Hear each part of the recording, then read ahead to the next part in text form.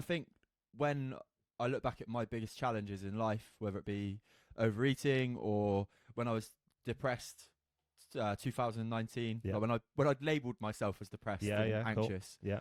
Yeah. was the conversations that I was having in my own head Mhm. that I thought were like a knock-on effect of myself. Yeah. Whereas actually the key to these thoughts and feelings when Yeah. you're not in a good place Yeah. is remembering that those thoughts aren't you. Yeah. And you can choose to be with your actions something that's completely different. Absolutely. Yeah, there's two swings. Yeah.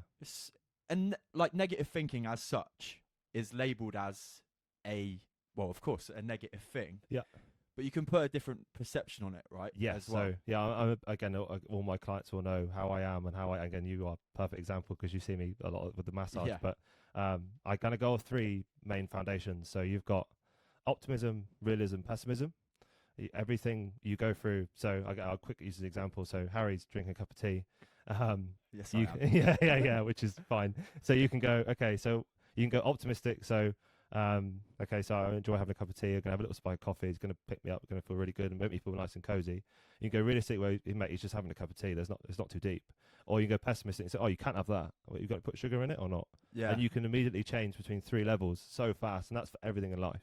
So you in the gym, when you're doing, again, we could talk about running, I'm sure, of you, because that's what you've been doing recently. But that's heavy. When you're in the middle of a long distance run, again, I can't speak on my behalf because fortunately, I've got clients that come in who are pro level triathlete level, and they talk about this all the time. And if you're not willing to open the brain up to these conversations, which there's nothing wrong with that at the moment because that's where they are in life, but the deeper you go and the more you can probe, you will have these conversations and you will want to pull yourself out.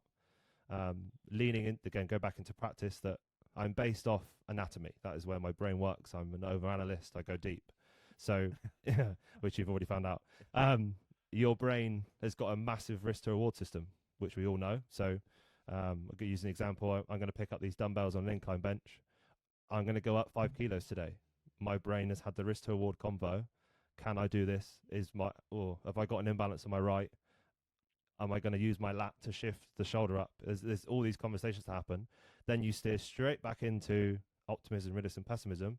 You go, that's quite pessimistic. Realistic, yeah, I know I have an imbalance. Optimistic, yeah, fuck it, we're going to do this. We're going to do it today. Can I swear? I sure. Yeah, of course. Cool. Yeah. The 100% absolutely allowed to swear podcast. Yeah. So then you go, fuck it, let's do it for 10. Yeah. Optimistic. Yeah, I like it. You have to have the balance. And that is quite a trigger word, I suppose, to some influencer trainers. But because without that negative thought, mm-hmm. you'd walk into the gym after doing, let's just say, the 20s I've seen before and go, fucking hell, let's go 10 kg up this week. For sure. And then your arms flop and you hurt your wrists. And then, then it comes back to the lesson of you win or you learn. I've never heard I've never heard the optimist, realist, pessimistic swing on it. And it actually makes so much sense because whenever you have a thought, you go through those processes every time. And what makes a higher energy is not necessarily choosing the optimist every time, because like we said, sometimes that could get you in a bit of, it can sting you a bit. Yeah, it can sting you a bit.